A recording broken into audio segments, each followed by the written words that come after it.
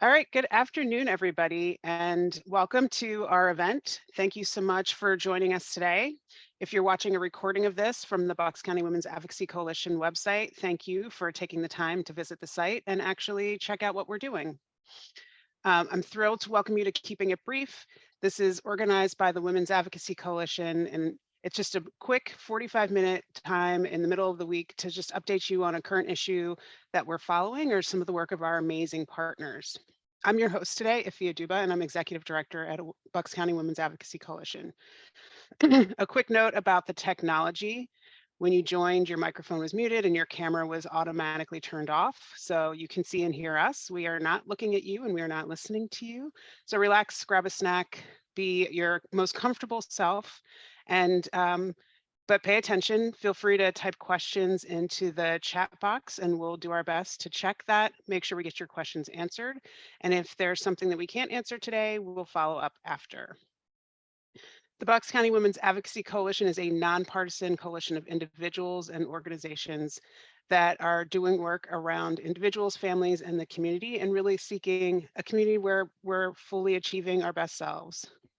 We're rooted in some shared principles and understand that with growing complex intersectionality, we have to continue to educate ourselves and advocate to create systemic change. This conversation is being recorded. If you give us a couple of days, you'll be able to access a link through our website. Our next e-newsletter also will include a link to recordings of this and other past conversations. When you visit that website, bcwac.org, you can read blog posts and opinion pieces that have been published statewide, track legislation, or sign up to receive our emails. In addition to our e-newsletter, we do email out action requests that need to be taken, contacting your elected officials about pending legislation. So we try to make it as easy as possible for all of you to join in and be in concert with our chorus of voices. This program, like everything else that we deliver, is offered for free. And so while we operate with great efficiency, we do have costs and could always use your support. And if you're interested, you can always make a safe and secure donation to the Bucks County Women's Advocacy Coalition online as well. I want to make sure that we have plenty of time for our conversation today. And so I think that is enough about us and the business, and we're going to get to the reason why we are here. I'm thrilled to introduce and be joined today by Dan O'Brien. Dan was born and raised in Bucks County, where he resides with his family. He was a teacher until he decided to leave that classroom and enter government to help fix a broken education system and fight for the vulnerable. He served as a campaign coordinator for a Pennsylvania state Senate race and director for local government relations for a current Pennsylvania state senator before he joined the Children First team. His work at Children First has included successfully advocating for expanded access to early childhood education and record state investments in public school funding to ensure that Pennsylvania is doing its part to provide high quality education for all children. We are excited to have Dan here today to speak with us about the Bucks County Kids Post-Pandemic Report that was released earlier this year. So Dan, kick us off. Let us know, what can you tell us about the report that was published, what you searched for, what you found, and what we need to know? Yeah, definitely. And thank you, Iffy, for having me. Thank you to the coalition for having me. And I appreciate the opportunity to talk about the work that we're doing, the work that we found, or the challenges that we found in our report when it comes to what families and kids are facing in Bucks County, and really, most importantly, how we can work together to move forward to address some of those challenges. For those of you that don't know, Children First is a children's advocacy organization. We're based in southeastern Pennsylvania and obviously in Bucks County as well. That's where my role kind of comes into play. But we fight for kids' issues such as kids' health, K through 12 education, early childhood education, among many other initiatives that we work on throughout the state. And one of the most important things we do, to me, is our reports like this. A lot of times we hear about challenges that folks in Pennsylvania are facing or kids are facing, but we don't have that evidence to kind of back up our argument. And what I found over the years, even before I came to Children First, when we were known as PCCY, was that evidence is very much needed. We can talk about kids facing challenges during the pandemic, but what does that actually mean on paper, so that we can show folks that might be a little bit skeptical about those challenges? and then how we can use that evidence to then, amplify our message and work to help fix those issues. So some of the major things that we found and looked at in this report, and first of all, I'm not going to take credit for all the work that was done in this report. Take credit, Dan, take credit. I know. We had great research done by our research team and our executive director, Donna Cooper, who's just, obviously been a champion for decades on these issues. And so a lot of the hard work really was owed to a lot of folks that spent a lot of hours doing this. But a lot of the challenges that we faced surround many themes, and we were not able to address every single challenge that kids faced during the pandemic. And a lot of those, such as like housing, they're not issues that we always are necessarily leading on, because we know there are so many great organizations out there doing that work. So we always try to focus on issues that we feel like there's kind of like a hole in the advocacy world, and we try to really tackle them. So the report focused a lot on poverty issues, kids' health, education, whether that's access to early childhood education or K through 12 public schools, and then obviously family stability as a whole. And so some of the major findings that we came to a conclusion were, one of the most shocking to me is that child poverty dropped during the pandemic. Oh, interesting. So it dropped about 15% in Bucks County. And there's really one reason for that. That's because the government invested in people. That's from the child tax credit. That's from the expansion of SNAP benefits. That's from the expansion of, really the more flexible enrollment in Medicaid. So, a lot of the issues that took place at the start of the pandemic were for safety reasons. We were trying to keep people safe. And a lot of government officials, whether it was county officials or state or federal, never really faced an issue like this. And so, of course, things were done wrong and things were done right. But one of the things they really did right was they followed a lot of what those mandated closures were with investments in families and in kids. And so because families had access to the child tax credit, 15% just in Bucks County alone were able to drop in poverty. And so what that meant was, particularly for the child tax credit, about $324 million more dollars went back to Bucks County families. So what does that mean? $324 million more dollars went back into our community than or in our state. And so what that did was ended up raising state revenues. So we were able to invest more in like our public schools and things along those lines. About 116,000 families just in Bucks County had access to that child tax credit. So when that ended, or really scaled back to the original version, that was a huge loss for Bucks County families. Just for a personal example, that was, with 2 young kids, that's access to diapers. That's access to healthier food for my kids. That's you're able to help pay for your mortgage or your car payment. So for folks that were either on the cliff or on the poverty line, that was even more critical of a resource at a time when job security was really questionable at the time. So that was a huge plus that really should be expanded and followed through with by the federal government. We'll talk a little bit more about what we can do to ensure that happens. Some of the other issues that we saw were, it's with so many questions at the beginning of the pandemic about who was really vulnerable to the virus, about where those resources should be to protect seniors or protect kids and so on. What we know now is that for the most part, kids weren't necessarily, mortally vulnerable for this, which that's great news. We shouldn't be attacking people for thinking that was a possibility. That's great news that kids weren't necessarily at high risk for this, but kids faced a lot of challenges because of this. And to give you an idea, not one single kid is known to have died from COVID in Bucks County. Wow. That's a great fact. That's a good thing. What the things that they did face were loss of their family. The mental health challenges that came about from their school closures, from the unknowns of when they'd be able to see their friends or their family members next. There's normal things of life that really set back our kids are still challenges that they face today. So what we found were about 20% of suicide calls in Bucks County when it comes to kids calling to the Safe to Say health line rose during the pandemic. That's a huge increase in a short period of time. To give you an idea, we're about on par with the rest of Pennsylvania. It was about an 18% increase across Pennsylvania. So because of a resource like that Safe to Say line, we know that kids were seeking, first of all, they knew how to seek out help. but they were also seeking it. And that doesn't account for all the kids that didn't know that line Yeah. existed. So that's a major challenge that we still face today. So some of the issues that are going to continue are the need for resources to attack behavioral and mental health for kids.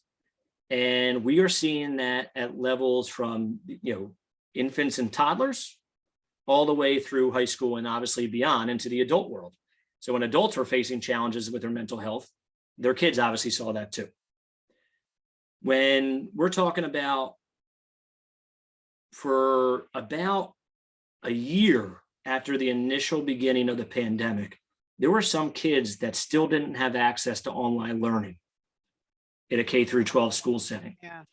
So some of the things that we found were the wealthier school districts in Bucks County were able to get their kids access earlier to those resources, like right away in Central Bucks, New Hope, Soulbury, and so on, where kids in Morrisville and Bristol Borough and other areas were not able to even start learning for a while after the beginning of the school closures. To give you an example, Morrisville had to rely on initially on a local church, Morrisville Presbyterian, to donate thousands of dollars for them to buy tablets for their kids just to have access to those resources. So one thing that I say often is, there really are multiple Bucks counties that we live in. Yes. I mean, there's always like 2 or 3 different Bucks counties. And one thing that we should not do as a county is forget that. And what we should do as a county, to me, as somebody who lives here, is always want to invest in every part of the county, no matter where you live. So if you live in the Council Rock School District or New Hope Soulbury School District, it's great that you live in that school district, and those school districts have great access to resources and newer schools and so on. But it impacts your community if Bristol Borough, where I live, does not have a good school district, not just in property tax issues and things along those lines, but we want our kids to have the best resources to succeed, so they stay here, so they open up small businesses here, and so they reinvest back into our community, because that is what is good for the long run, not just of my town in Bristol, but for the entire Bucks County. So we have to focus on those issues when we're seeing wealthier school districts in Bucks County be able to teach their kids at a quicker rate following the pandemic, and poorer school districts not able to. That's not a short-term problem. That's a long-term problem that was before the pandemic, and we need to work to continue to solve. So a couple other things that quickly, and then we can kind of get into more details, but the childcare crisis that we've all kind of like heard now on the news, whether it's national or local, is a real problem. So if you're a working parent, you cannot go to work if your kid, who is 0 to 5 years old, does not have access to a childcare center. And let me reiterate this portion of that statement: does not have access to a high quality, affordable childcare center. I think there's still a lot of education that needs to be done on what high quality means. But in Pennsylvania, just alone now, literally in February, there's still about 38,000 kids who are on waiting list in childcare centers because childcare centers don't have enough staff to actually teach in the classrooms that our kids are going to. So 38,000 kids. And the major reason for that is because they cannot afford to pay their educators, who are highly qualified, many with bachelor's and master's degrees, enough higher wages that they feel like that is a profession that they can afford to do. So folks that went to school to do this are getting out of the field, which has now resulted in 38,000 kids not having access to early learning. That's 38,000 kids that don't have access to early reading opportunities, social opportunities that are so important to our kids, which then equals about what, you can do the math, whatever it is, but let's say half, 18,000, 17,000 parents that don't have access to going to their work. Yeah. So that is an issue that happened before the pandemic, but it has drastically gotten worse over the last couple of years. And when many things have kind of gotten back to normal, this issue is only getting worse. So that's something, and I'll talk a little bit more about why that is and what we can do next in a second, but that's something to keep in mind. 38,000 kids across Pennsylvania right now don't have access to early learning, just because we don't invest in our educators at the most important time of our kids' learning. And lastly, this is something that we really wanted to make sure that we did. And we looked at, how different governments can work together on these issues. So we have a county government, we have more, we have municipality governments as well, but we have a county government, we have the state government, and we have the federal government that really were on the front lines of these issues, and they have never dealt with anything like this before. So you had county commissioners who were never thrown into emergency preparedness issues. You had state legislators who have never had to vote remotely or get all this money from the federal government. And then you had the federal government that was dealing with political issues at the same time, and they were dealing with a national worldwide pandemic, really worldwide.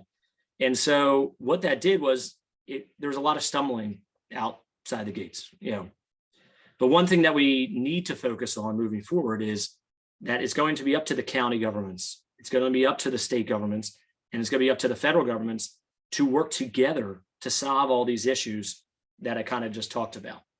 And in order to do that, they need to listen to us, the folks that live within their jurisdictions, to listen to the challenges that we're facing, to not play political games, because they all need to be prepared, not just to fix the issues that are still lingering from COVID, but the issues for the next major worldwide challenge that we never can predict when it's going to come or what it's going to be. So those are kind of the general things that we looked at and how we can approach that moving forward. But that's kind of the bottom line of the report. Well, and I'm struck by, kind of yet another affirmation of how many of these issues overlap each other, right? You could try and say, oh, I want to deal with poverty, and then be really pleased to hear that poverty dropped 15%. And so I appreciate that you started us off with that really great positive. And although I also appreciate the addition of, and here's why that happened. Because then as as I think about, the increase of calls to a suicide hotline, the delay in access to the tools to learn online and continue your education through the pandemic, this childcare crisis, all of that, it kind of feels like, again, I can't access affordable, high quality childcare, but maybe I could if I was earning more. But, over here where the poverty dropped, there were things, there were investments that are going away. And so it feels like we could all get kind of caught up and spinning around with what's the first bite to take first on all of this, because they really are, so much of it is overlapping. And so before I give you a chance to kind of say, okay, here's maybe how we approach this, and not get lost in the overwhelming piece.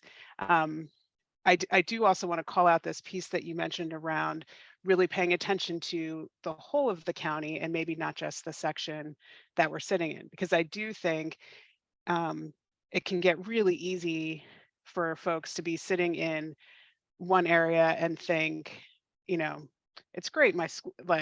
My kid just switched over to the tablet that they've been carrying back to school, and they're back and forth anyway. And, so we could switch over pretty quickly. We're up on a tablet, things are, moving along.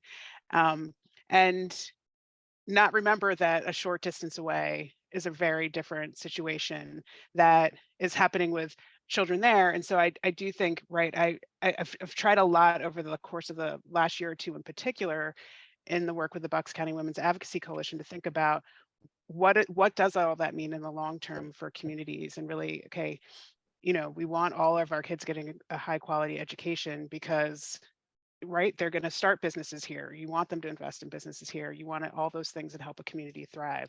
So I think certainly for anybody who's listening to this, that reminder of it's not just what's happening necessarily for my kid in their classroom right now, but what's happening down the street that may also impact how we're all living together in a day or two.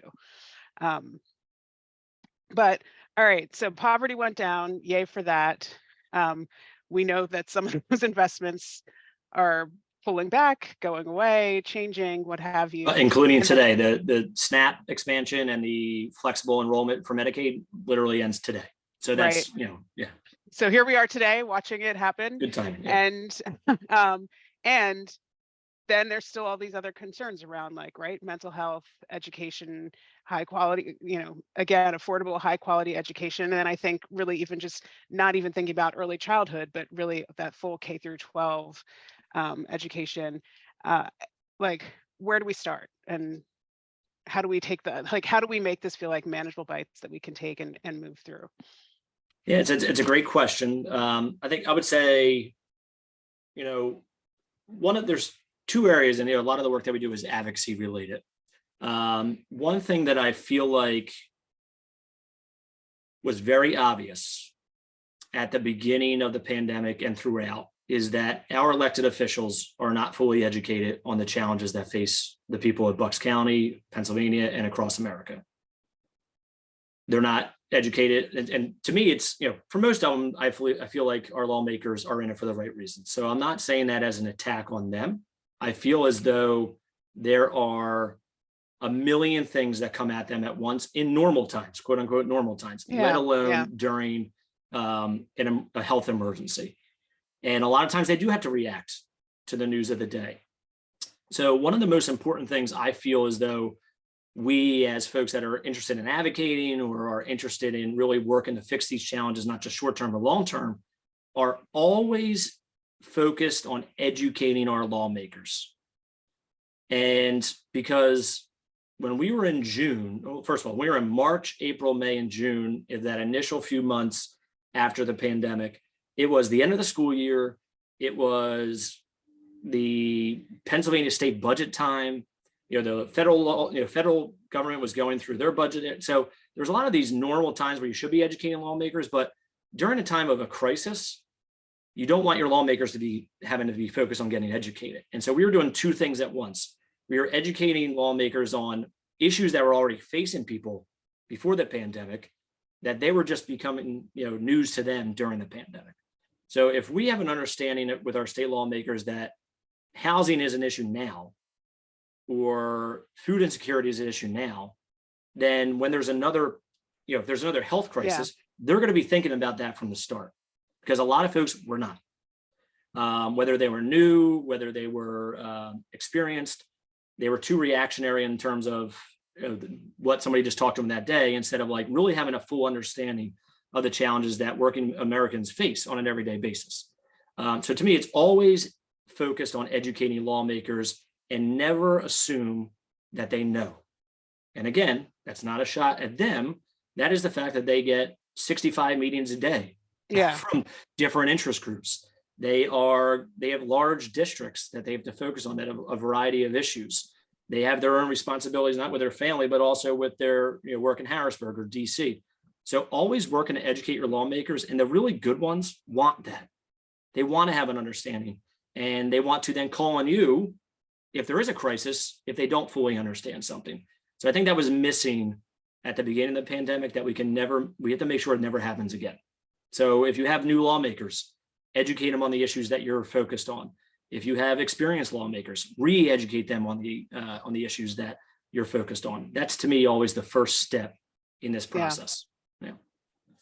Yeah, I think, right. I think that's a really interesting point around, and because certainly with right, decades of working within the nonprofit sector in particular, right, organizations have often, if not shied away from doing that education, really been unsure of what they can and can't do. I think there's also that element of nobody's ever really sure, and like words like lobbying and advocacy and all of that get very confused.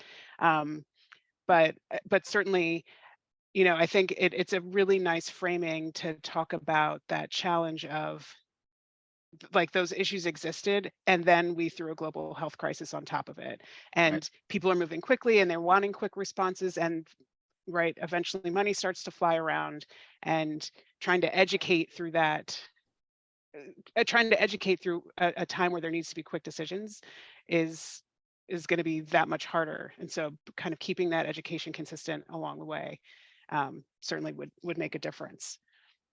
Yeah, and I think that what that prevents is that reactionary response. You don't want what's the easiest. Yeah. in a crisis. You want what is right and what's going to have a short and long-term impact.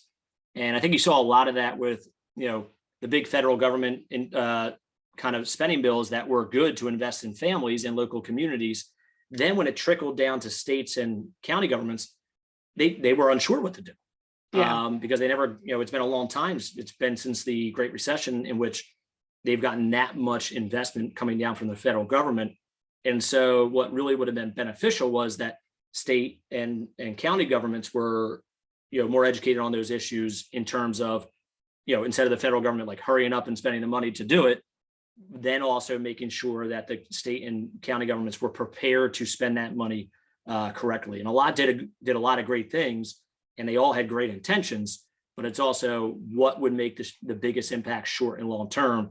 And sometimes that's where that education piece well ahead of time can really, really make that happen more efficiently.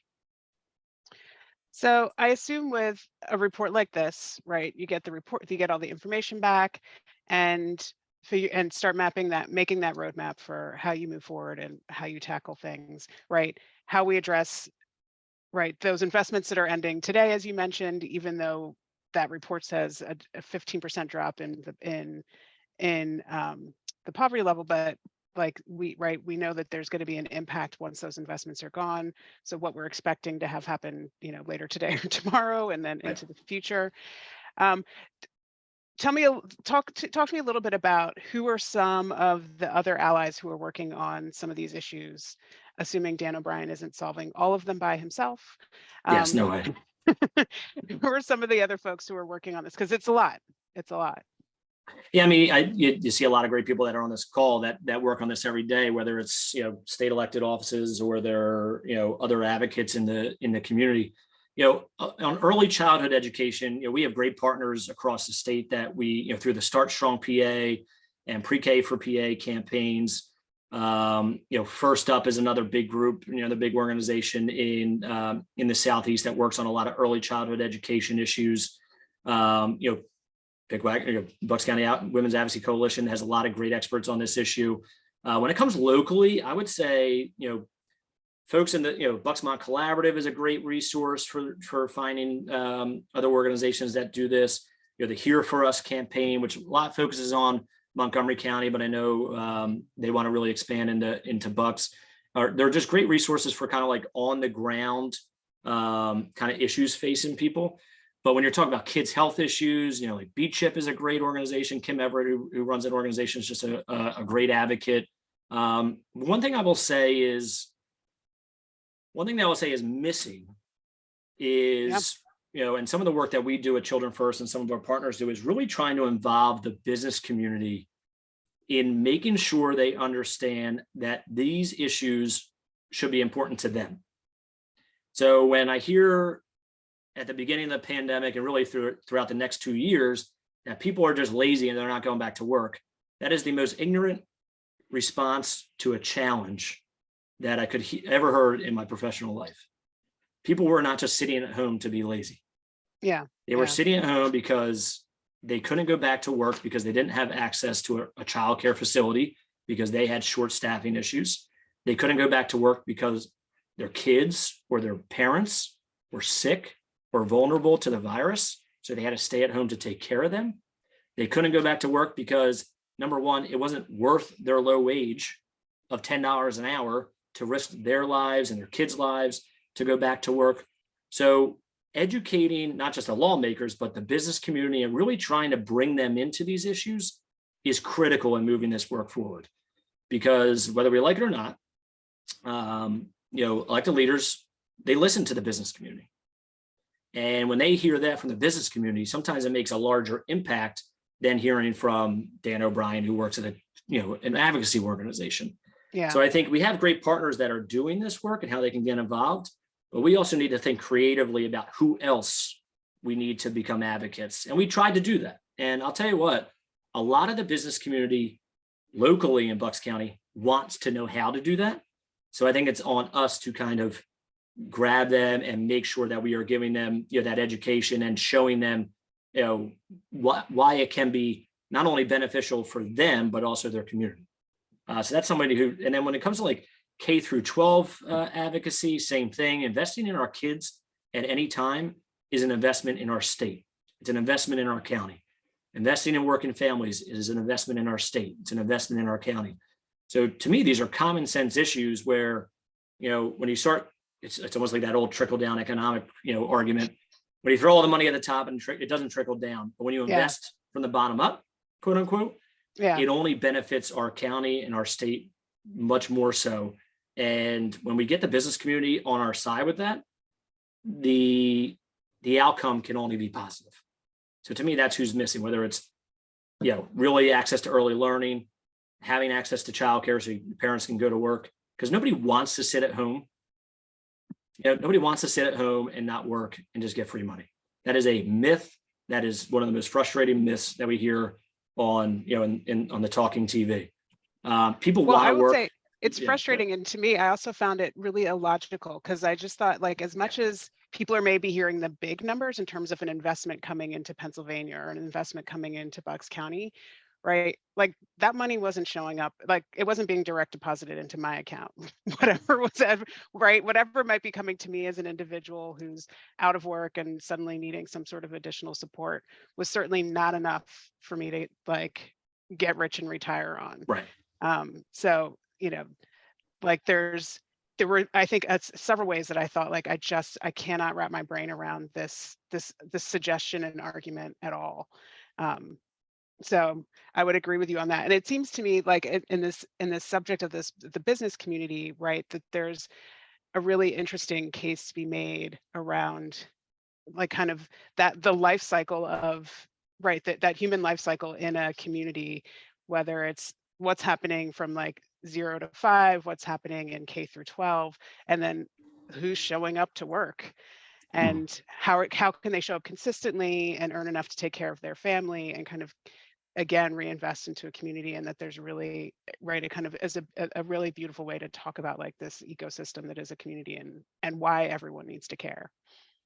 Yeah, definitely. I mean, it's all people always have, what should be the priority? To me, we should invest in our kids. I mean, obviously it's children first. It's right in our name. But it's an investment. It's not just, play on words. When you invest in kids, it's a long-term solution. If you ignore our kids, like we have done for way too long, you will get some of the negative results that we have seen in terms of their mental health, lack of resources, preparedness for the workforce that we have seen in recent decades. When you invest in our kids, it will only be positive for our community. Yeah. So tell us a little bit about, like, some of the advocacy and some legislation that we maybe should be paying attention to that's upcoming. I would imagine, right, it crosses through a few of these categories that were the focus of the report. And as you mentioned, there are benefits that are ending today. So maybe a little bit about that and kind of what we could be doing and how we should be paying attention. Yeah, I will say this, no matter what political party you're associated with, no matter if you think if you're a Democrat or Republican, independent, if you hate all the politicians, if you love all the politicians or whatever, I will say this, that I think that we're pretty lucky in Bucks County, that we live in a very moderate county. And I say that because in reality, we represent really where the majority of the state is and where the majority of the country is. And what that has meant in the state, and including now, I think, where the PA House is so close with the Democrats only leading by a vote, and then you got the Republicans that are they're leading the Senate, but it's only by like 5, and then you have a new Democratic governor. They have to work together to get stuff done, and that only empowers the moderate Republican and Democrats that are our elected officials.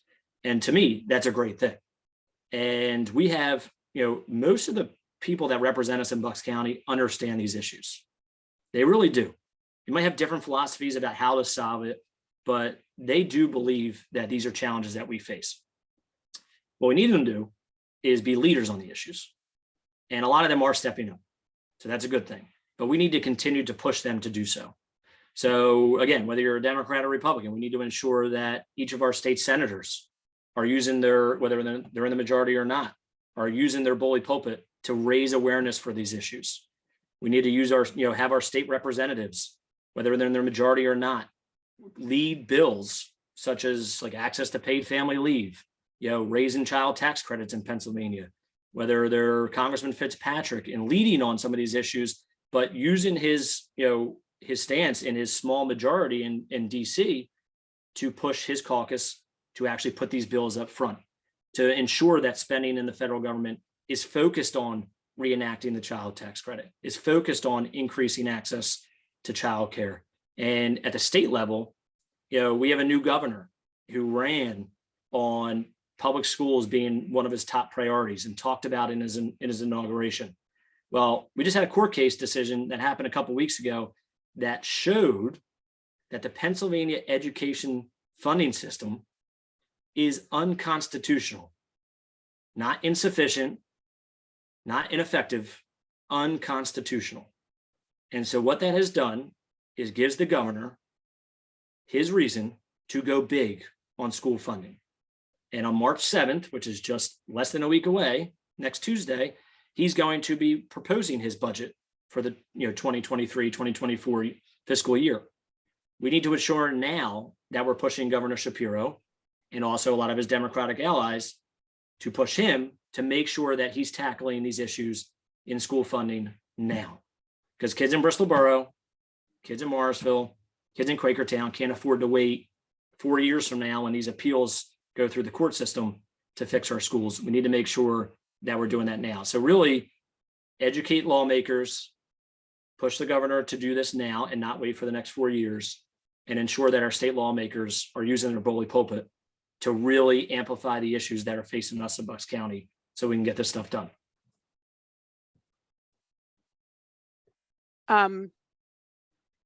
Now, you mentioned this to me before we started, and I just I'm wondering if it's maybe even a piece that might be great for some of people listening to this to navigate and find. You're sending out some advocacy updates on a regular basis out of Children First?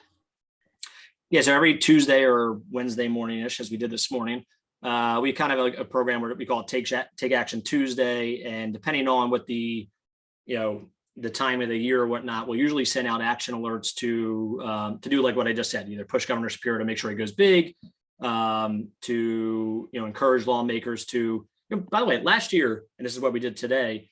Last year, the state and every single state lawmaker in Bucks County voted for a historic increase in school funding. So that's where I say, like, we have lawmakers that get these issues. So now we just need to make sure we're encouraging them to do it again, because we're still very well short of where we need to be. So like today, for instance, we have an action alert where we're saying thank you for last year, but let's make sure that we do this again. And that's where it's just kind of like that constant reiteration that we want to make sure our lawmakers don't forget that we care about these issues and that these issues still exist. Because if you go silent, it will become less of a priority. But even if you're just 10, even if just 10 people email a state representative or a state Senate office, that's going to spark a response. That's going to put in their head that they need to make sure that this is an issue that they're paying attention to. So that's where that Take Action Tuesday or other action alerts come to play. We go to Harrisburg, we meet with the lawmakers in their district offices. So if anybody's ever interested in doing that, they can reach out to us. Again, if they hear these issues from me or my coworkers at Children First, yeah, it's great. They come to us because they know that we focus on these issues, but they want to hear from constituents that live in their districts. So that's always an important way that people can get involved as well. Great. Can people sign up for Take Action Tuesday right on your website? So if you sign up to our newsletter, you will get Take Action Tuesday. Yeah. Sign up for the newsletter. Yeah. Basically, if you're on our email list, you will get Take Action Tuesday. Okay. And anything else that pops up too. Okay, great. We're in the last couple of minutes here. So any last takeaways that you would want to make sure, things you haven't said yet that you want us to hear, things you want us to make sure we do? Yeah, I will say, when you look at this report, it can seem pretty daunting for the most part about what our kids are facing. But I still remain hopeful. And that's because there are advocates, like the coalition, there are advocates out there that, not only in Bucks County, but throughout the state and throughout the country, there are really elected leaders that want to solve these issues. And I feel more optimistic than ever, despite the negativity that you see on TV and the chaos that sometimes Sure. happens. And that's because people are not giving up. It could have been easy over the last couple of years to just give up. And it may seem crazy at times, but if we make sure that we continue to push our lawmakers, our county commissioners want to solve these issues, but we have to show them how. Our state lawmakers want to solve these issues, but we have to show them how, and so on from the federal government. So I think if we work together as a county and we work together with our elected leaders, not always try to attack them, even though that might seem like the easiest thing to always do, but reach out to them and really try to work together with them, then I think we can work together to solve these challenges that are facing not just kids, but families and other folks in Bucks County. Because as I said before, whether you live in the Palisades School District or you live in the Chamonix or wherever, whatever school district you live in, an investment in the Chamonix is an investment in Palisades. Yeah. And every single dollar that comes into Bucks County should benefit every single person in Bucks County, economically, investment wise, our schools, and so on. So I feel optimistic despite all the daunting news that's in this report. But don't get me wrong, some of this is daunting. And if we don't do something now to work together, then it will only get worse for our kids. And I'm sorry, that's just not acceptable for me, for somebody that lives in Bucks County and also has two kids. Even if I didn't, that's just not acceptable for somebody that wants to see this community do well. And I think that that piece of remembering, that it's an investment in the entire county, an investment in the entire state I imagine is going to be something that we'll have to remind folks of and remember coming off of this court case as people start to tackle, okay, how do you deal with a system that's been deemed unconstitutional? Now what, and what does that mean? And so I imagine we'll hear those questions coming up a good bit over in the near future. We had a specific question around how people can help advocate for a better early childhood education system and ensure all children have access to quality childcare that is affordable and provides educators with thriving wages and benefits. So I do think we've talked a little bit about that today, but certainly it seems, I would imagine, continuing to follow these topics, probably signing up for your Take Action Tuesdays, that folks can get a good bit of information there around what do they need to do and how do they keep this front and center for their elected officials.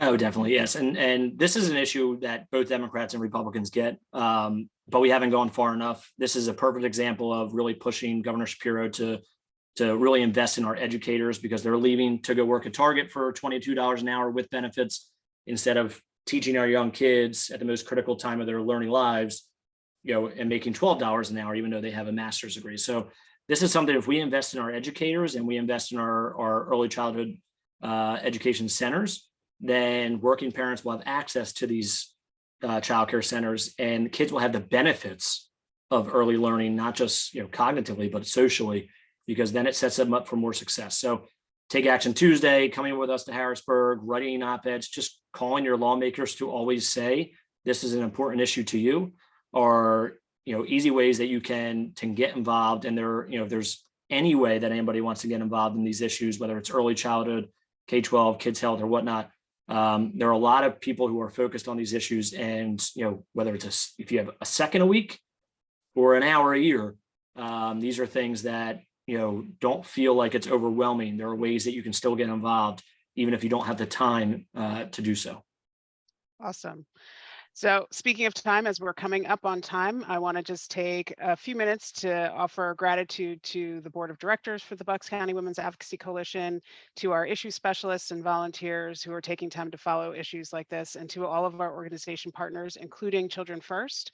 To everybody who joined us this afternoon and took a little bit of time or taking time watching the recording, thank you for putting time into this as well. I want to say a very special thank you to Dan. For people who haven't had a chance to get to know Dan, if he's out somewhere, find him, talk to him. This is somebody who's truly passionate about this topic, and frankly, the passion for Bucks County is a legitimate one, so pay attention to that. So thank you, Dan. And thank you to all of your colleagues at Children First. I agree. I'm assuming you didn't do all the research and do all the writing and all of that. And so clearly there was some really incredible work done by the team. So our gratitude to all of them. And then a quick thank you to Linda, who works with us getting these recordings. up onto our website. So thank you in advance to Linda for helping to get that done. Thank you again, Dan, so much for being here. It's been great to talk with you. Thanks. Yeah, thank you for having me. All right, everyone have a great afternoon. Thanks.